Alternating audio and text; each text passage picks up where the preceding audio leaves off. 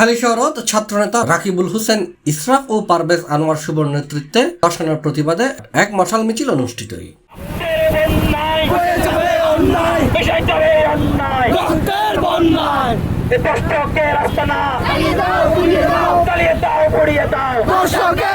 মিছিল নগরীর বড়ফুল পুলিশ বক্সত্তর শুরু হয়ে শান্তিবাগ পর্যন্ত যায় প্রতিবাদী স্লোগানে মুখরিত হয়ে ওঠে। শান্তিবাগনের যে কিছুক্ষণ অবস্থানের পর মিছিল উত্তন ধর্ষণের বিরুদ্ধে স্লোগান এবং সোচ্চার বক্তব্য রাখে বক্তা হলে পরে মিছিল আবারও শান্তিবাগতুন বড়ফুল নেজি ফেরতাই। এই কর্মসূচিত অংশগ্রহণকারী হলে ধর্ষণের বিরুদ্ধে কঠিন আইন এবং ভিক্টিমলরে ন্যায় বিচার দিবেল্লাই সংশ্লিষ্ট ব্যক্তির প্রতি আহ্বান জানাই।